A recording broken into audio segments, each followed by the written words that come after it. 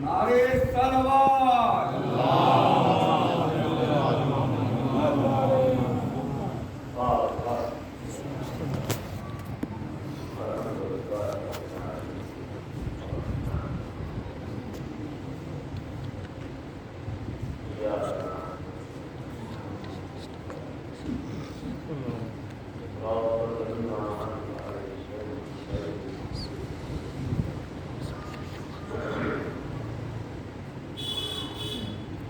أعوذ بالله السميع العليم من الشيطان الرجيم. بسم الله الرحمن الرحيم. الحمد لله رب العالمين، والصلاة والسلام على أشرف الأنبياء والمرسلين، خاتم النبيين رحمة للعالمين، أبي القاسم محمد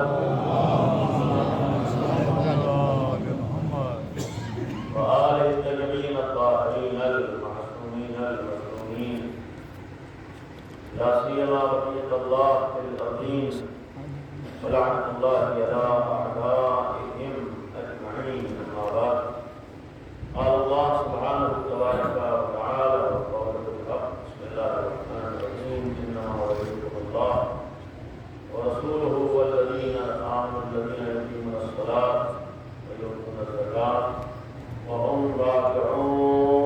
صلاة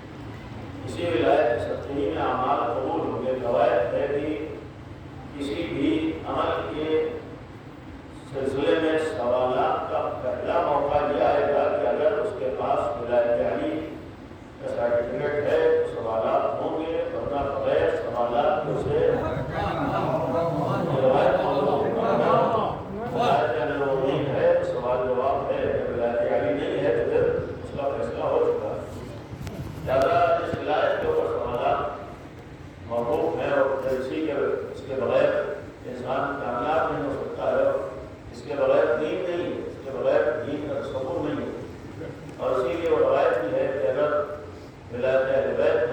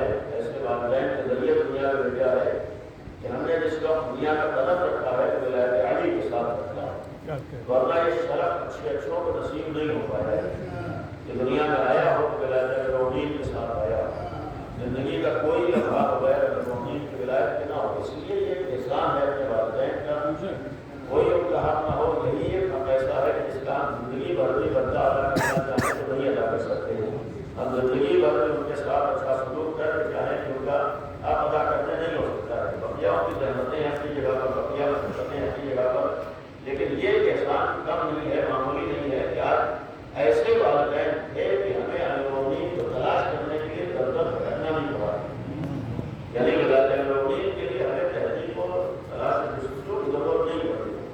الحمدللہ والدین ایسے تھے، ماں ایسی تھی کہ ہم نے شروع سے امیرونین کی ولایت کا اقرار کیا ہے، امیرونین کی ولایت کے اوپر ہے، بس دعا یہ کریں کہ آخری لمحے تک اس ولایت کو اپنے ساتھ لے کر چلیں۔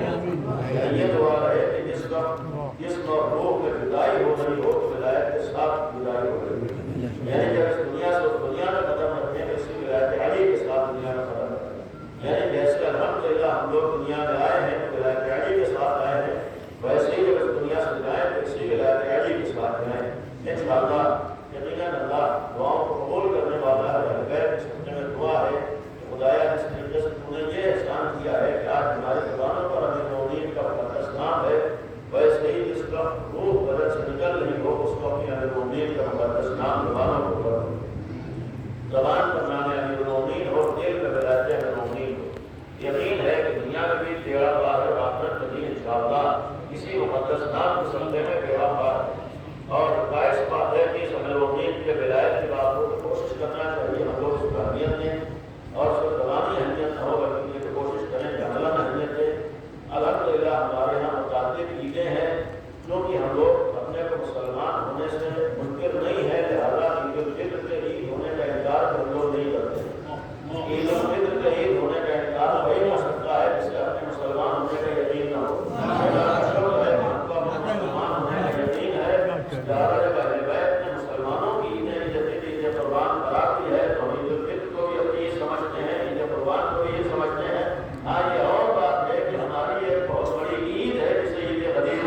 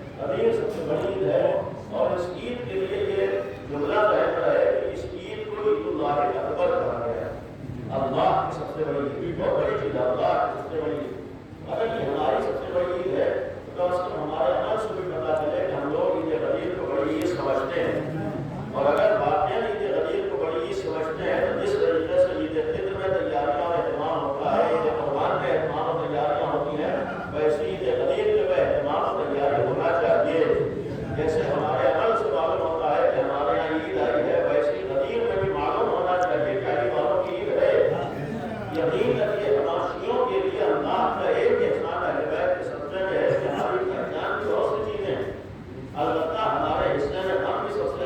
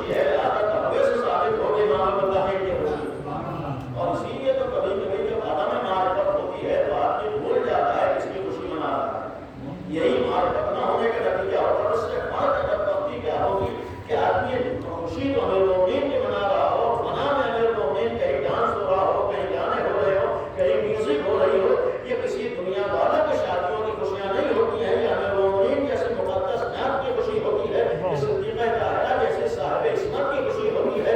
کم از کم پہلے سے احتیاط ہو، اگر ہم امیر المومنین کی شادی کی خوشی منائیں تو اس خوشی سے معلوم ہونا چاہیے کہ اللہ کے ولی کی شادی ہو رہی ہے، اور صدیقہ طاہرہ جیسی باعفت و باعصمت خاتون کی شادی کی ہم خوشی منا رہے ہیں، تو کم از کم خوشی کے انداز سے تو پتا چلے کہ ہم صحیفہ والوں کی خوشی نہیں منا رہے ہیں،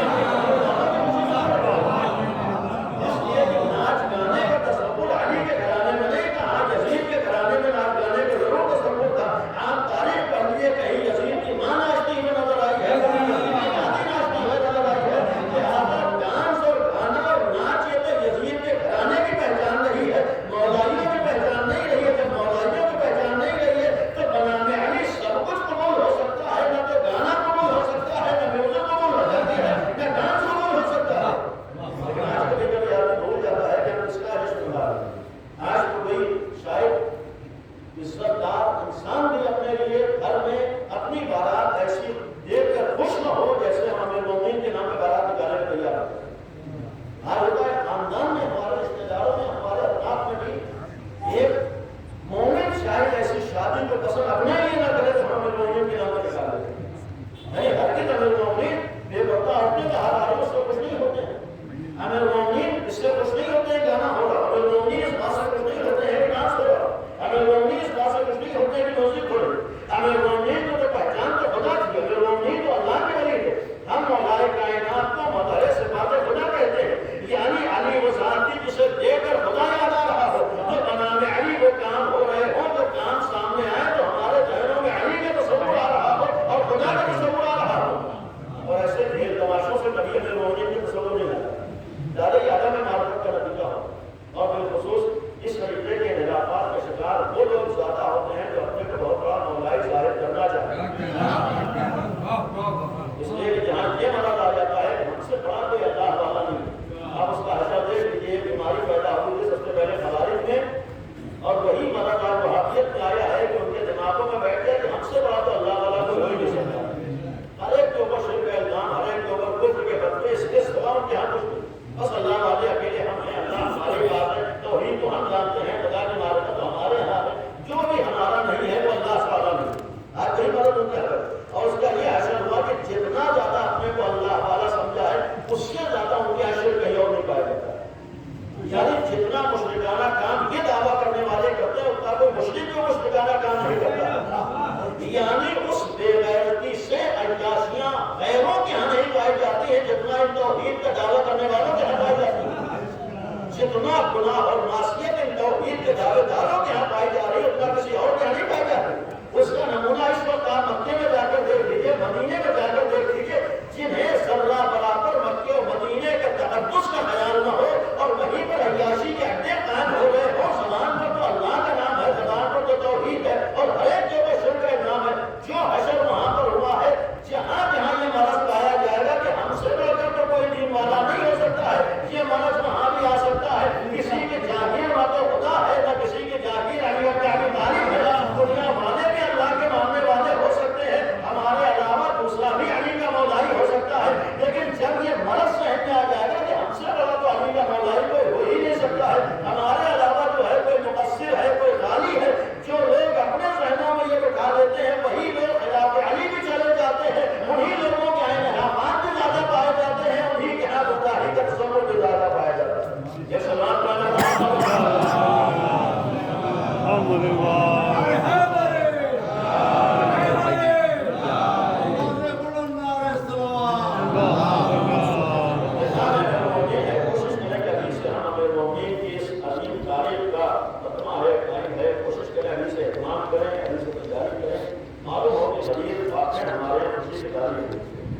غدیر کو سمجھیں، غدیر کی اہمیت کو سمجھیں، غدیر کی عظمت کو سمجھیں، ولایت کیا ہے اسے سمجھیں، کوشش کریں کہ یہ تاریخیں ہمارے لیے معرفت امیر المومنین کا ذریعہ بن جائیں۔ یہ تاریخیں ہمارے لیے اس غیر میں ایک بات ایسا کرنا تھا دعائیں کہ آپ کے سامنے پیش کی ہے کہ کیونکہ غدیر میں صرف امیر المومنین کی ولایت کا اعلان نہیں ہوا، بلکہ امیر المومنین کی ولایت کے ساتھ ساتھ دین کی تکمیل کا اعلان ہوا، یعنی جہاں المؤمنین کے منظور تو مولا ہو کے ذریعے سے مولا ہونے کا اعلان کیا، وہیں اللہ نے قرآن میں سورہ مائدہ میں کسی آیت دین کے مکمل ہونے کا اعلان کیا.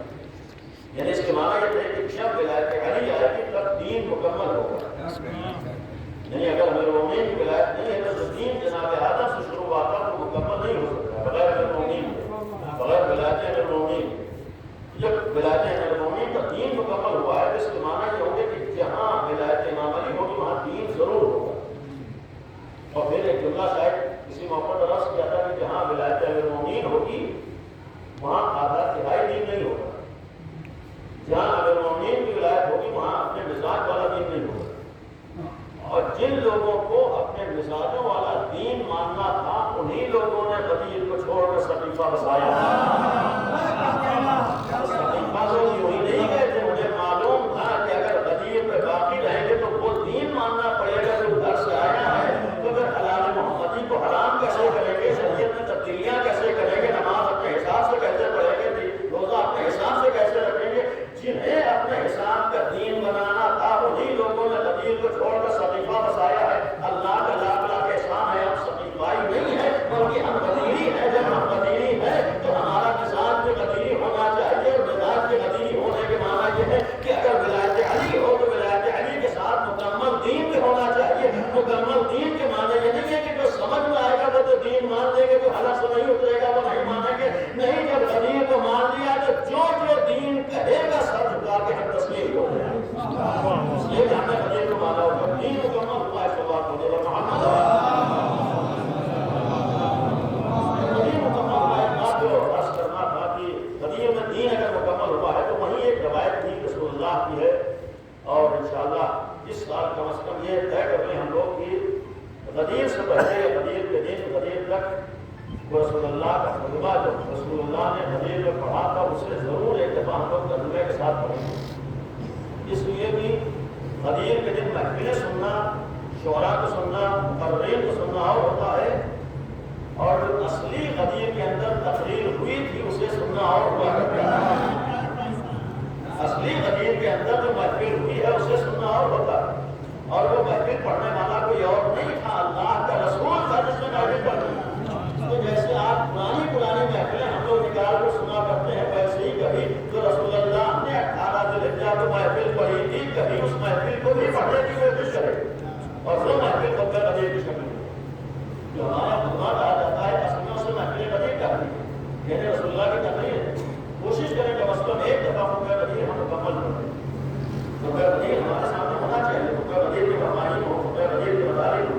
خطبہ غدیر کا مطلب ہمارے سامنے کم از کم اسرار یہ طے کر لیں کہ جیسے محفلوں میں جاتے ہیں، نظروں میں جاتے ہیں، ویسے ہی ایک دفعہ خطبہ غدیر کے ترجمے کے ساتھ. اور دوسری چیز کوشش کریں کہ غدیر کے دن ایک زیارت ہے امیر المؤمنین کی زیارت ہے غدیریہ، اس کا عنوان ہے.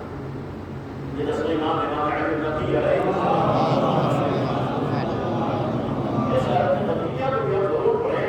یہ دو چیزیں ہم پڑھیں تو ہمیں کسی حد تک معلوم ہو سکتا ہے مولا سے کہا جاتا ہے، ولایت کا مطلب کیا ہے، ولایت کا مفہوم کیا ہے، مولاجیت کے معنی کیا ہے، دین کے معنی کیا ہے. اسی خطبہ غدیر میں اللہ رسول اکرم کا یہ تھا کہ فرمایا کہ اللہ فلیبلغ الشاہد، جب اعلان کر دیا ہے مولا کائنات کی ولایت کا اور پھر اس ولایت کے بعد دین مکمل ہو گیا. قرآن نے اعلان کر دیا کہ یہ ولایت آ گئی تو اب دین بھی مکمل ہو گیا، دین کی تکمیل ہوئی.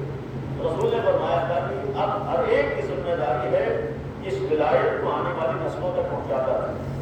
اللہ فلیبلغ الشاہد الغائب والوالد الولد، یعنی ہر آدمی کی ذمہ داری ہے آنے والی نسلوں تک ولایت کو پہنچائے.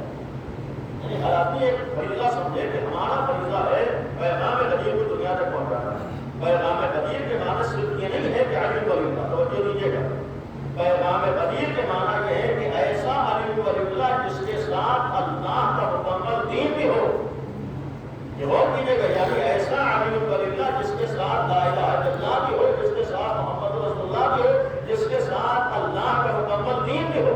اس طریقے کا پیغام ہوتا ہے. یعنی ہر ایک کی ذمہ داری اس ولایت کے پیغام کو پہنچانا. یہ ہر باپ کی ذمہ داری بھی اور ہر باپ کی ذمہ داری ہے کہ اپنی اولاد تک ولایت کے پیغام کو پہنچائے. ایک دوسرا کی بات حصوں میں عرض کیا ہے کہ اتنا تو ہم لوگوں کو معلوم ہے کہ اگر ولایت پہنچانا نسلوں کی ذمہ داری ہے تو آسانی سے ولایت اسی وقت پہنچتی ہے کہ جب ماں باپ کے پاس خود ولایت ہوگی.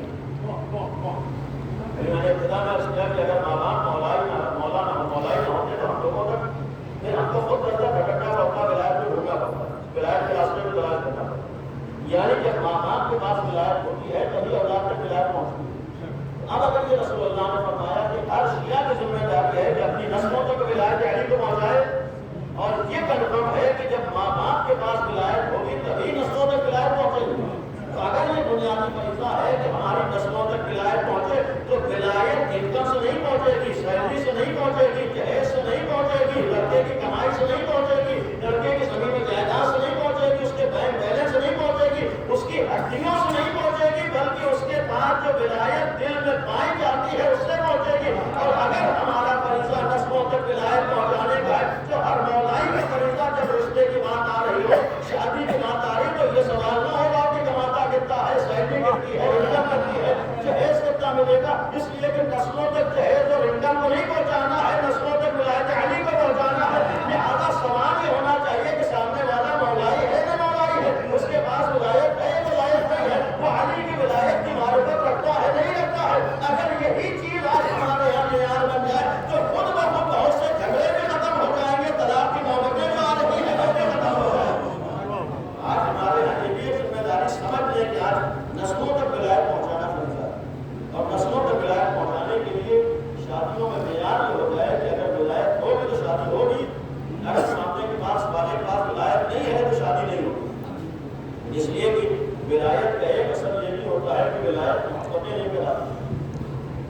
صحیح ولایت جہاں ہوتی ہے وہاں نفرتیں ختم ہو جاتی ہیں، محبتیں آ جاتی ہیں۔ ولایت کا ایک اثر ہے روایتوں میں کہ ولایت کا ایک اثر ہوتا ہے کہ دلوں میں محبتیں پیدا کرتی ہیں۔ اور اگر ہمیں طرح دیکھنا ہو کہ ہمارے دل میں سچی ولایت ہے یا نہیں ہے تو یہ دیکھیں کہ مولائیوں سے محبت ہے یا نہیں ہے۔ مولا سے محبت تو بعد میں ہوگی، پہلے مولائیوں سے اگر دل میں محبت ہو اب سمجھتے ہیں دل میں ولایت علی ہے۔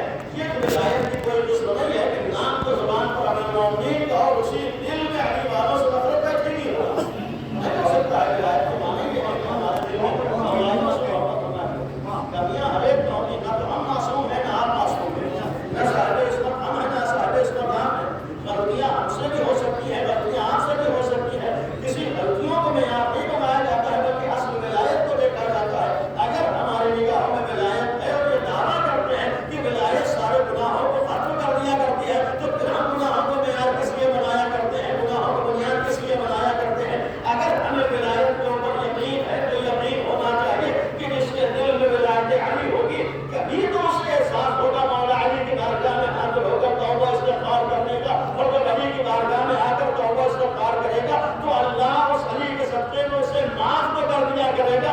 اگر مومن ہے تو اس کی معافی کے امکانات ضرور پائے جاتے ہیں۔ اب ہمارا فریضہ مومنین کی لفظوں کو نگاہوں میں نہیں رکھنا ہے بلکہ اس کی ولایت کو نگاہوں میں رکھنا ہے۔ ہمارا فریضہ یہ نہیں ہے کس نے کتنی غلطیاں کی، غلطیوں کا فیصلہ تو خدا نے کیا تعریف کرے گا، کوتاہیوں کا فیصلہ تو خود اللہ کرے گا۔ اس لیے کہ اس کے یہاں باب اجازت کھلا ہوا ہے، باب توبہ تو اس نے کھول رکھا ہے۔ اب اس نے کہا ہے کہ ہم معاف نہیں کریں گے، وہ تو جب علی کے دشمنوں کو معاف کرنے کے لیے تیار ہے کہ اگر صحیح راستے کے اوپر آ جاؤ، غلط راستے پہ چھوڑ دو، ولایت علی کو قبول کر لو، تب ہم تمہیں معاف کر دیں گے۔ تو جو اللہ یزید کے لشکر میں رہنے والا اگر صحیح راستے پر آ جائے اسے معاف کر سکتا ہے تو کیا ہے علی والے کو اللہ معاف نہیں کر سکتا؟ لیکن اللہ معاف کرتا ہے۔ اس کے یہاں باب اجازت میں بہرحال کوئی کسی طرح کی کوئی کمی نہیں ہے، ہر ایک کو معاف کرے گا۔ تو ہم لوگ اس بات کو بنیاد نہ بنائے کہ فلاں نے کیا کیا غلطیاں تھیں، ہمیں اس بات کو بنیاد بنانا ہے کہ علی والا ہے تو ہمارا اپنا ہے۔ جب علی والے کو اپنا سمجھنا ہے تو جو گھر والی ہو تو اسے تو بدل اولاد کا سمجھنا ہے، جو گھر والا ہو اسے تو بدل اولاد کا سمجھنا ہے۔ اور اگر یہی سمجھتے ہیں تو پھر آپ جو طلاق کی نوبتیں بڑھتی جا رہی ہے وہ تو خود ختم ہو جائے گی۔ آج اگر ہمارا معیارات بدل جائے تو بہت سے مسائل حل ہو سکتے ہیں، لیکن بات اس قدر ہے کہ آج ہمارا ولایت اصل ہے، دین کے ذریعے سے ولایت پہنچی۔ رسول اللہ نے فرمایا کہ ہر ایک کی ذمہ داری ہے کہ ولایت کو آنے والی نسلوں تک پہنچائے۔ تو اس کے لیے ایک راستہ بھی ہوگا کہ شادی میں ولایت کو معیار بنائے تاکہ صحیح طور پر اولاد مولائی بن سکے۔ اس لیے کہ عشق اور محبت میں آ کر شادی کر لینے سے گارنٹی نہیں ہے کہ نسلوں تک ولایت پہنچ جائے۔ یہ یاد رہے کہ آج تو دروازہ کھلا ہوا ہے، جس سے عائش کر لیا، جس سے محبت کر لی، پھر اپنے والدین کے اوپر زور ہے کہ عائشہ کے ساتھ زندگی گزاریں گے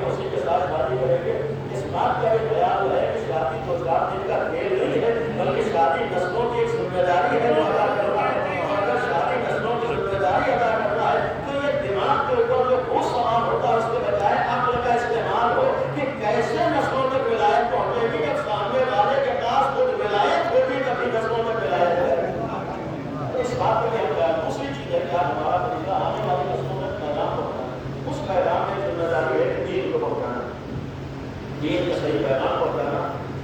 ایک شیعہ ہونے کے معنی قدیر کا مفہوم اور مطلب قدیر کا ایک ہوتا ہے کہ اگر مولائی ہیں تو ہر ایک کو یہ پتا چلے کہ علی کا دین کیا ہے. اور ایک ذمہ داری ہماری یہ ہے کہ اگر علی والے ہیں تو دنیا والوں کو معلوم ہو جاتی ہے, دنیا والوں کو پتا چلے کہ اگر مومین کی ولایت کے اوپر کون سا دین مکمل ہوا ہے, یہ بھی دنیا والوں کو پتا چلے.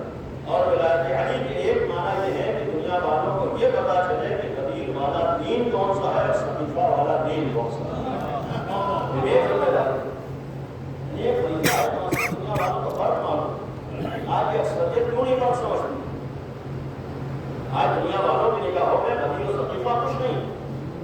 یہ کس لیے نہیں؟ شاید ہماری کوتاہیوں کا نتیجہ ہے کہ ہم نہ تو خود صحیح قدیر کو سمجھ سکے نہ دنیا والوں کو قدیر کے صحیح پیغام پہنچا سکے. ورنہ قدیر و صحیفہ میں زمین آسمان کا فرق. قدیر میں جو دین اسلام آیا ہے وہ اللہ والا دین اسلام ہے, اور صحیفہ میں جو دین ہے وہ لوگوں کو بنایا ہوا دین ہے. اور اسی دین کی بنیاد پر بہت سی لگتا ہے. لہٰذا ایک طریقہ ہے صحیح دین کو پہنچائیں, اور اسی صحیح دین کی پہنچانے کے سلسلے میں اس دور میں خصوصاً ذمہ داری اور بڑھ جاتی ہے کہ جب پروپیگنڈے ہو رہے ہوں, غلط فہمیاں پھیلائی جا رہی ہوں, باقاعدہ منظم طریقے سے اللہ کے دین کو بدنام کرنے کے لیے سازشیں ہو رہی ہوں, اور پھر پڑھ کر قرآن کی آیتیں ڈھونڈ کر اپنے مقصد کی آیتیں نکال کر لوگوں کو برگلایا جا رہا ہو, اسلام کے خلاف لوگوں کو اسلام کا بغاوی بنایا جا رہا ہو, قرآن آیتوں کو بنیاد بنا کر اسلام کے خلاف آیتوں کا استعمال کیا جا رہا ہو, تب تو علی والوں کی ذمہ داری اور بڑھ جاتی ہے کہ ان قرآن کی آیتوں اور دین کو سمجھیں اور دوسروں تک یہ دین پہنچائیں کہ قرآن کے معنی کیا ہے. آئے خریدنا ہمارا یہ آپ احساس بتائیے اس وقت سوشل میڈیا کا زمانہ ہے, کتنی قرآن کی آیتیں اس وقت لوگ آگاہ ہوں گے. آج کتنے لوگ قرآن کی آیات کو بنیاد بنا کر اسلام کے خلاف استعمال کرنا چاہتے ہیں. اسلام کاٹنے کی بات کرتا ہے, اسلام قتل کرنے کی بات کرتا ہے, اسلام کہتا ہے جہاں ملو مار دو, جہاں ملو قتل کر دو. یعنی اس طریقے کی آیتیں لائی جاتی ہیں. اب اس کی وضاحت ذمہ داری کس کی؟ اس کی صحیح تصریح کس کی ذمہ داری؟ یعنی اگر آیتیں پہنچ رہی ہیں تو ان آیتوں کا مطلب پہنچانا کس کی ذمہ داری؟ اگر غلط آیتوں کی تفسیر ہو رہی ہے تو غلط آیتوں کے مقابلے میں صحیح آیتیں بتانا کس کی ذمہ داری؟ کہیں نہ کہیں تو ہماری ذمہ داری ہے. ہمارا کام صرف اپنے گھر میں بیٹھ کر علی علی کر لینا نہیں ہے, بلکہ ہمارا کام دنیا والوں کو یہ بتانا ہے کہ علی ابن ابی طالب کون ہے, اور اس طریقے سے بتانا ہے کہ دنیا والوں کو معلوم ہو کہ جو علی ہے ویسے ہی علی کا دین بھی ہوگا. دنیا والوں کو معلوم ہو کہ یہ قدیر والا دین کسی اہل بیت والا دین نہیں ہے, بلکہ قدیر میں جو دین اسلام آیا ہے اس دین اسلام میں بنیاد تو انسانیت کو بنایا گیا ہے, بنیاد تو عدالت کو بنایا گیا ہے, بنیاد تو انسان کو بنایا گیا ہے. جو قدیر میں دین مکمل ہوا ہے اس کا بیس بنیاد تو انسانیت کے اوپر ہے, اس دین میں انسانیت کے اوپر بات چڑھایا گیا ہے. وہاں مذہب کو بنیاد بنا کر محبتیں پھیلانے کا حکم نہیں دیا گیا ہے, بلکہ قدیر کے اندر آ کر محبتوں کا پیغام دیا گیا ہے. قدیر تو ایسے دین کی تکمیل کا نام ہے کہ جہاں پر دنیا کے ہر انسان کے لیے راستہ کھلا ہوا ہے. آؤ محبتوں کے راستے پر اگر آنا چاہتے ہو, آؤ ہدایت کے راستے پر اگر آنا چاہتے ہو, آؤ نجات کے راستے پر اگر آنا چاہتے ہو, یہاں تو دروازہ کھلا ہے کہ اگر کوئی بھی آئے تو اسے گلے لگانے کے لیے تیار ہے.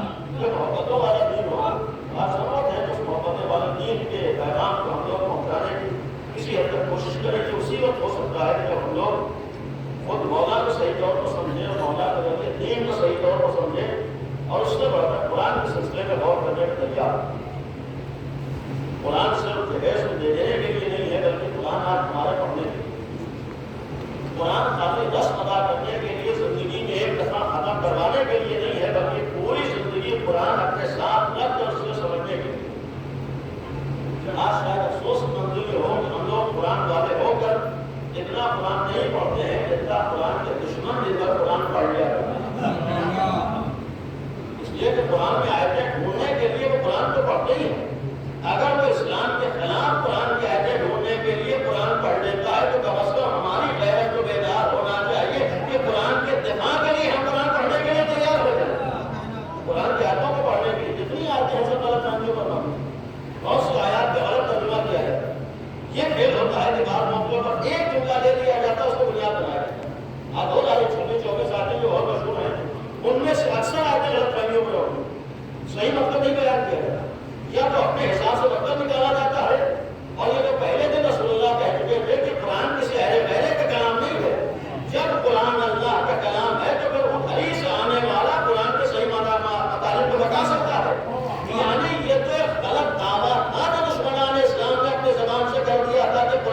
ہمارے لیے کافی ہے. کہیں بھی قرآن کسی کے لیے کافی نہیں ہو سکتا ہے. قرآن تو اسی وقت کافی ہو سکتا ہے جب ساتھ میں آل محمد ہوں گے.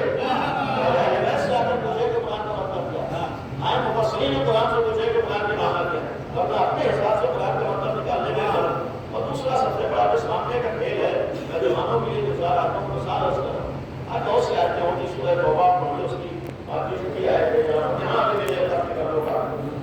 جیسے میرا بنا بھی ہے اللہ مبارک دشمن اس موقع پہ آئے تھا مثال طور پر بھی جو میں نے آئے بلایا تھا آپ کے سامنے پیش. اللہ مولا ہے اور رسول اللہ مولا ہے, اور جو نماز قائم کرے اور حالت حکم سرکار کے وہ مولا ہے. تو احساس کو بتائیے کہ کوئی بھی مسلمان نماز پڑھتے ہیں تو زکات دے دے تو اس آیت پر اسلام بن سکتا ہے. قرآن کی آیت قرآن کی آیت آج بھی ہے, لیکن قرآن کہہ رہا ہے کہ جو بھی حالت حکم زکات دے وہ مولا ہے. کیونکہ جو بھی حالت حکم زکات دے وہ مولا بن جائے.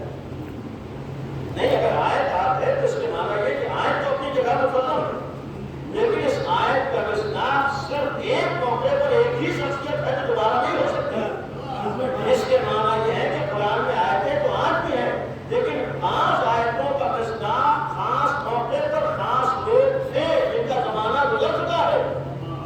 یعنی اگر مثال کے طور پر اسلام نے کسی کو قتل کرنے کی بات کی ہے, کسی کو کاٹنے کی بات کی ہے, تو ہر انسان کو قتل کرنے کی بات نہیں کی ہے.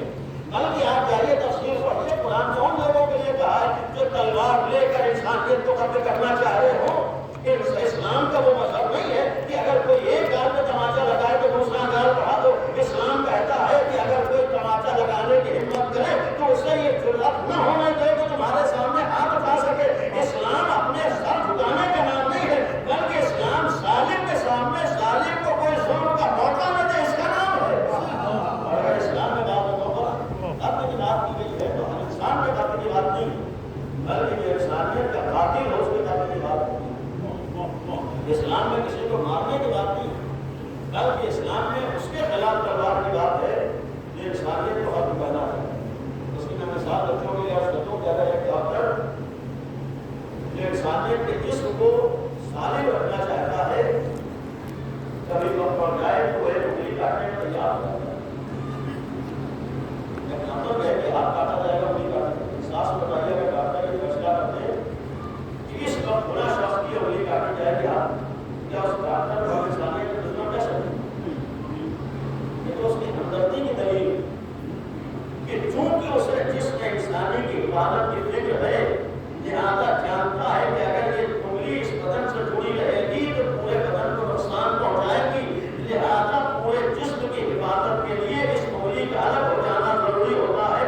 یہی معاملہ اسلام کا بھی ہے کہ اگر کبھی کسی کے خلاف تلوار اٹھانے کی بات کہی ہے تو ایسے ہی لوگوں کے لیے کے خلاف کہیے جو انسان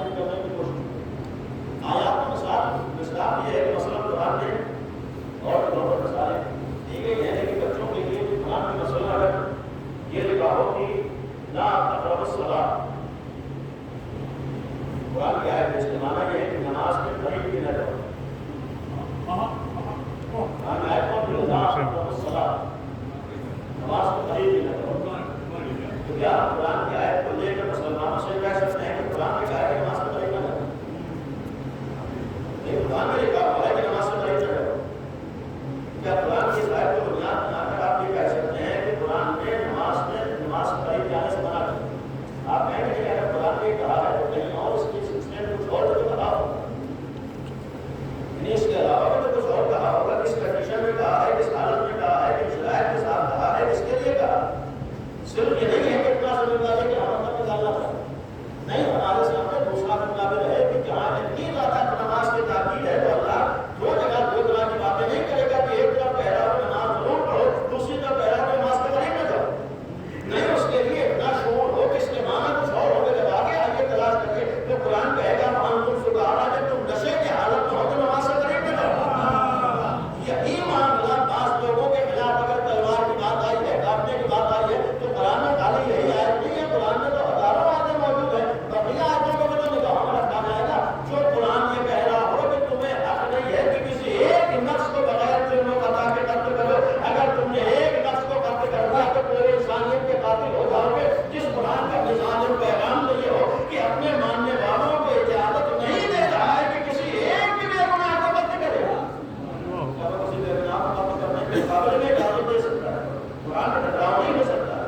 اگر دو طرح کی آیتیں ہیں تو اس کے معنی یہ یقیناً کہیں نہ کوئی مفہوم ہے, کوئی نہ کوئی مطلب ہے. اس کے میں نے دو تین مثالیں اس کے اس طرح کی ساری آیتیں ہیں. اپنے حساب سے مطلب نکالا گیا, اپنے حساب سے اس کا ترجمہ کیا گیا, اپنے حساب سے آگے کی آیتوں کو پیش کیا گیا. بعض لوگوں کا ترجمہ بھی اپنے مطلب کا کیا گیا, یہ بھی ہوا. وہ بات نہیں ہے کہ تفصیلات میں جاؤ اپنے حساب. اگر ہم کو تفصیل کو دیکھیں, ہم کو قرآن کے صحیح ترجمے کو دیکھیں, اگر ہم تفصیلوں میں نہ جائیں بلکہ خود قرآن کی آگے پیچھے کی آیتوں کو دیکھ لیں, بہت سے جوابات خود بخود میں مل جائیں. یعنی اگر انہیں آیات کو جو آج بنیاد بنا کر پروپیگنڈا ہو رہا ہے, صرف آپ قرآن کی ان آیات کے آگے پیچھے والی آیتیں دیکھ لیجیے, اکثر قرآن کی آیتوں کے جوابات آپ کو مل جائیں.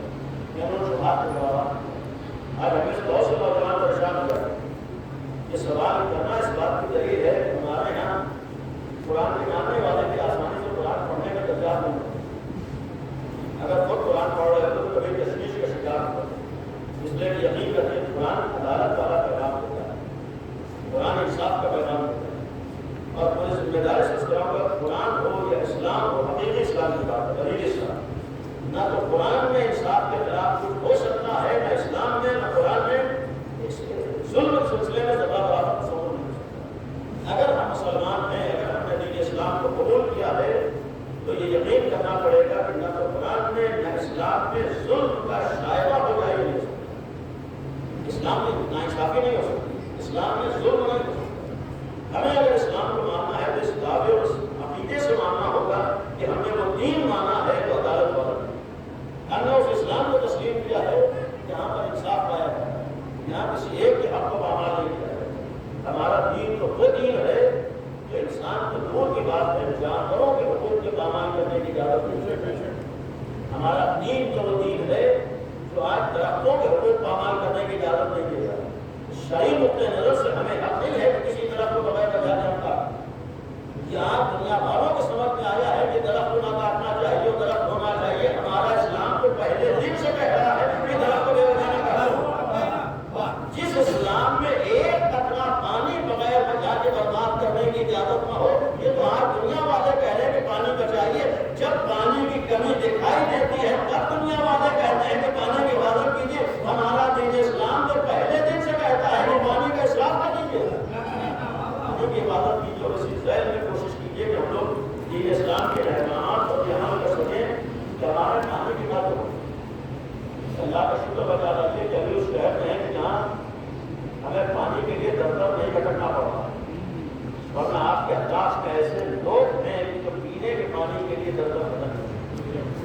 اور ایسے موقعوں پر شکر یہ ہوتا ہے کہ ہم اس پانی کی حفاظت کر کے ثابت کریں کہ ہم اللہ کی نعمتوں کی ناقدری نہیں کرتے ہیں بلکہ شکر کرتے ہیں. ہمارا یہ بھی بنتا ہے کہ پانی کے پاس یہ نہ سوچے دنیا والے برباد کریں, دنیا والے برباد کریں. دنیا والوں نے علی کو مولا نہیں مانا, ہم نے جو مولا علی کو مولا مانا ہے تو ہمیں اپنے بنیادی کو پتا کریں.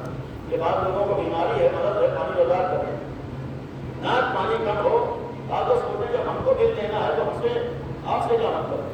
نہ تو آپ بل دے رہے ہیں تب بھی آپ کو حق نہیں ہے کہ ٹنکی فل ہو جائے اور بہ رہی ہو گھنٹوں اور آپ پہلے کے دے رہے نہیں. ابھی شرم اجازت نہیں ہے, ہمارا دین اجازت نہیں دیتا. ہمارے یہاں ایک قطرہ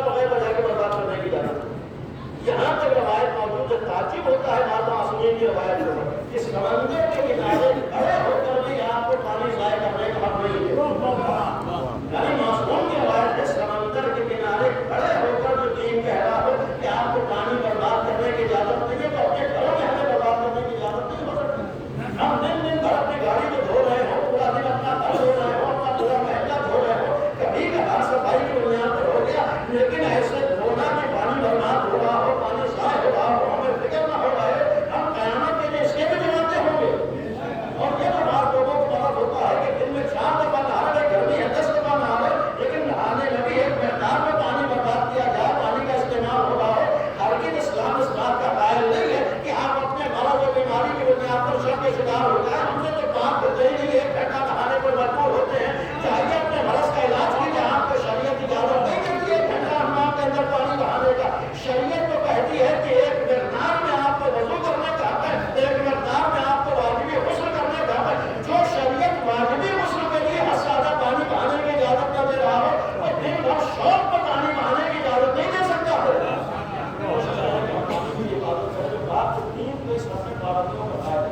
پانی کی بات کی بات ہمارے دین میں یہ حقوق کی بات, یعنی کس حد تک انسانیت کے حقوق کو اسلام نے خیال کیا ہے, اس بنیاد پر رس کرو, کہتے ہیں کاٹ دو, مار دو, ختم کر دو. ہمارے دین میں ہم کو حق نہیں ہے کہ سامنے کسی کی چپل پڑی ہوئی ہے اس کے اوپر چپل رکھ کے چلے جائیں. ہمیں شریعت کی نگاہ میں کسی کا جمعہ کے پامال کرنے کی اجازت نہیں. اگر کسی کی چپل پڑی ہوئی, لاکھ ہم مہنگے سے مہنگا جوتا پہن جائے اور اس کی پھٹی ہوئی چپل پڑی ہوئی, تب بھی شریعت کی نگاہ میں وہ مہنگا جوتا بھی اس پھٹی چپل پہ رکھنے کی اجازت نہیں. ہمیں کسی کی چپل کو ہم کا پامال کرتے ہیں, ہمیں اجازت نہیں, ہم اس کے تو ذمہ دار ہو جائیں. یہ ایک حق ہے جو ہمارے اوپر. آپ اس بات سے بتائیے, جو دین جانوروں کے حقوق کی بات کر رہا ہو, جو پرندوں کے حقوق کی بات کر رہا ہو, جو پانی کے حق کی بات کر رہا ہو, جو چپلوں کے حقوق کی بات کر رہا ہو, تو انسان کے حقوق کی کس حد تک بات کرے گا؟ اس کی نگاہ میں انسان کی عظمت کتنی زیادہ ہو. یقین رکھیے اسلام سے زیادہ اسلام ہے, انسان کی عظمت کہیں نہیں ہو سکتی. اس نے حضرت انسانی کا خیال کیا, کرامت انسانی کو بیان بنایا, اس نے یہی تو کہا ہے, اور یہی کرامت انسانی, عظمت انسانی ہے. اسی کی بنیاد پر اسلام صرف ایک جملہ کہتا ہے کہ ہم نے تمہیں انسان بنا کر اشرف المخلوقات بنایا ہے, اور تمہاری انسانیت اور اشرفیت اسی وقت باقی رہ پائے گی کہ جب تمہاری پیشانی ایسے کہ آگے جھکے جو تم سے افضل ہو, اور اس پوری کائنات میں انسان سے افضل سوائے خالق انسان کے کوئی ہو ہی نہیں سکتا ہے. لہٰذا اسلام کا بنیادی پیغام ہے کہ عبادت کرو تو صرف اس کی کرو جو تم سے افضل ہے, اور دنیا میں تمہارے پیدا کرنے کے علاوہ تمہارا کوئی افضل نہیں ہو سکتا ہے. اگر تم نے اپنے برابر وعدے کیے, اپنے سے کمتر کی عبادت کی, تو تم نے اپنی انسانیت کو پامال کیا ہے. اسلام کے در, اسی لیے اس اسلام کو بچانے کے لیے اہل بیت نے گلے کٹا کر عصمت اسلام کا اعلان کیا.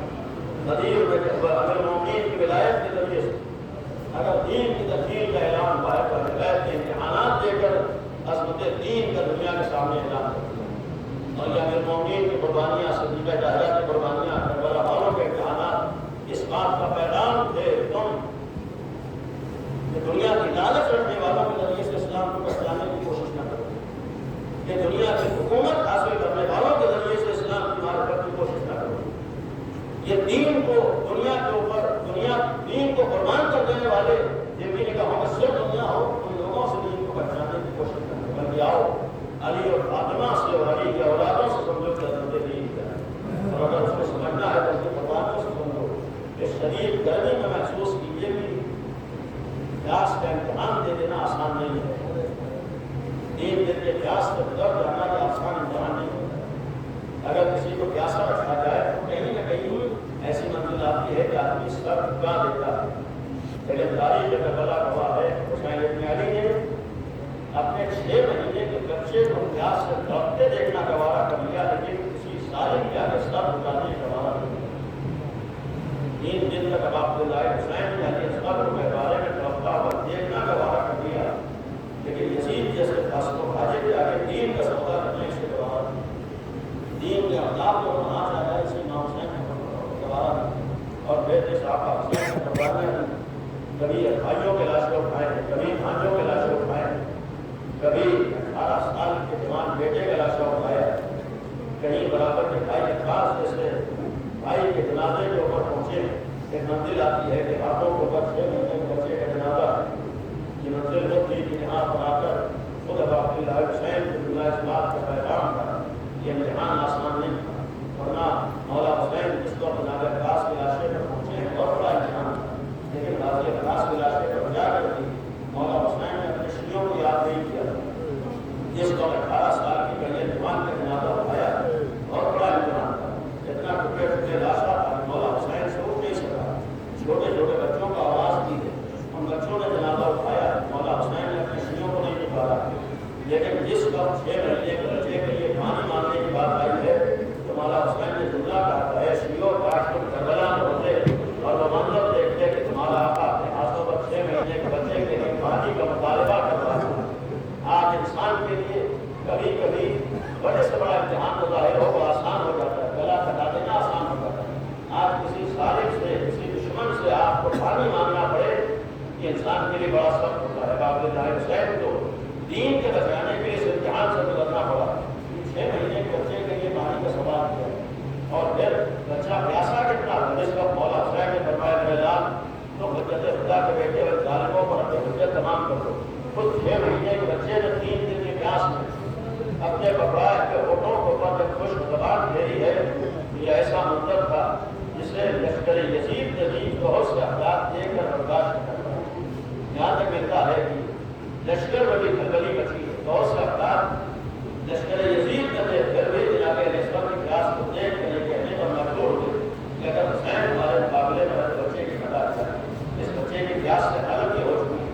اور جب یہ مجمع میں شور بلند ہوا ہے تب ضرور کی آواز مجھے ہے نانا ہو بولا کہ اپنا غلام حسین لیکن مولا حسین کے لیے شاید یہ امتحان انتہائی سخت تھا فرمایا شیعوں کاش کربلا میں ہوتے تو منظر دیکھتے تمہارا آقا اپنے 6 مہینے کے بچے کے لیے پانی کا سوال کر رہا تھا آج گرمی میں کوئی پانی کا سوال کرنے کے لیے کھڑا ہو جائے آدمی اس کا مطلب نہیں پوچھے گا اس کا مسئلہ نہیں پوچھے گا اپنا خدایا نہیں دیکھے گا بلکہ ہر آدمی لا کر پانی پلانا چاہے گا بچے کے پیاس کو بجھانا چاہے گا مولا حسین کہتے ہیں کربلا کے میدان میں اپنے 6 مہینے کے بچے کے لیے پانی کا سوال کر رہا تھا تو ہوا کا یہ رہنونی یہ اس حد تک انسانیت سے گر چکے تھے کہ انہوں نے 6 مہینے کے بچے پر رحم کھانے سے انکار کر دیا ہے اور صرف انکار نہیں کیا بلکہ سوچو 3 بھار کا تیر 6 مہینے کے بچے کے لیے استعمال کیا جائے مولا حسین کے ہاتھوں پر علی اصغر کا جنازہ ہو اور پھر ایک منزل آئے کہ آپ یہ سوچتا ہوا نظر آ رہا ہو کہ میں باپ کو میں نے جو امتحان دے دیا میں نے یہ امتحان برداشت کر لیا ہے لیکن جس ماں کا 6 مہینے کا بچہ ہے اس ماں نے کن تمناؤں کے ساتھ اپنے اثر پر ہماری آموش کر دیا ہوگا شاید یہ سوچ کر دیا ہوگا کہ سامنے والے جتنے بھی انسانیت سے ملے ہوں جب میرے بچے کے فوٹو کو دیکھیں گے جب میرے بچے کی پیاس کو اپنی آنکھوں سے دیکھیں گے تو اس بھرے ہوئے بچے میں کوئی ایک تو ہوگا جس کو رحم آئے گا کوئی ایک تو انسان ہوگا جس کو خیال آئے گا میرے بچے کو پانی پلا دے گا مولا حسین کے ہاتھوں پر علی اصغر کا جنازہ ہے جس کا پہلے کی طرف بڑھے ایک دفعہ آگے گئے واپس چلے آئے پھر آگے گئے پھر واپس چلے آئے یہ امتحان تھا جس کے بنیاد پر مولا حسین آگے بڑھ رہے تھے لیکن یہ پیغام دیتے ہوئے آگے بڑھ رہے تھے میں نے بچے کو شہادت اس لیے برداشت کر دی ہے تاکہ دین الہی برداشت نہ آنے پائے اللہ کے دین کی حفاظت ہو جائے نبی کو یہ امتحان کو عبد اللہ حسین دے چکے لیکن ایک منزل آتی ہے خود اپنی جان کا نذرانہ لے کر جاتا ہے خداوندی میں حاضر ہوئے اے معبود میں نے تیرے دین کے اوپر اپنے بچوں کو قربان کر دیا معبود تیرے دین کی حفاظت کے لیے میں نے علی اکبر کے کلیجے کے اوپر کچھی جانی کو برداشت کیا ہے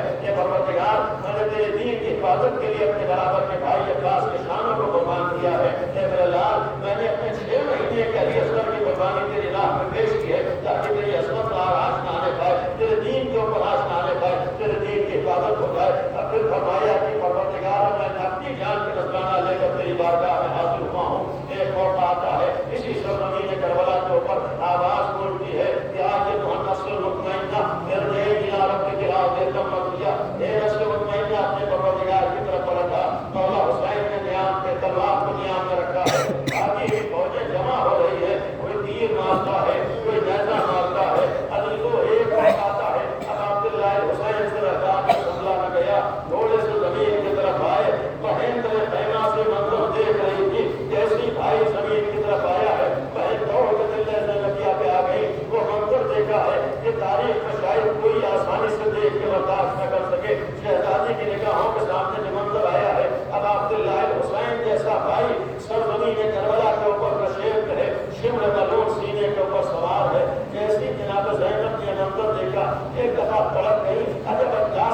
کا ایک ساتھ تو کھڑا دیکھ رہا ہے میرا ماتھا عجوبہ کیا جا رہا ہے.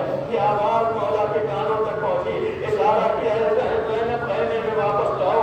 شہزادی زینب خیمے میں واپس تو آ گئی لیکن اب کون خبر لائے, کون آ کر بتائے. ایک دفعہ کربلا کی فضا میں آواز گونجتی ہوئی سنائی دی, الا قتل الحسین بکربلا, الا ذبح الحسین بکربلا.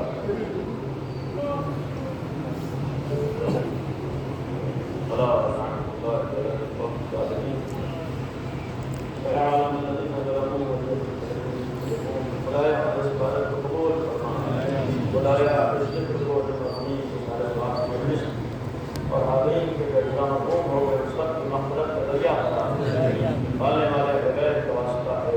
تمام مومنین کی دعاؤں کو قبول فرما. خدا کی حاجات کو قبول فرما. خدا کی پریشانیوں کو دور فرما. بالے والے ولایت کا مدینہ ہم سب کو ولایت کی عظمت کو سمجھنے کی توفیق عطا فرما. خدایا ہمیں مومنین کی ولایت کے تقاضوں کو پورا کرنے کی توفیق عطا فرما. خدایا اپنے بدیع کو سمجھ کر اس کا حق ادا کرنے کی توفیق عنایت فرما. آنے والے ہمارے درمیان توفیق عطا فرما. خدایا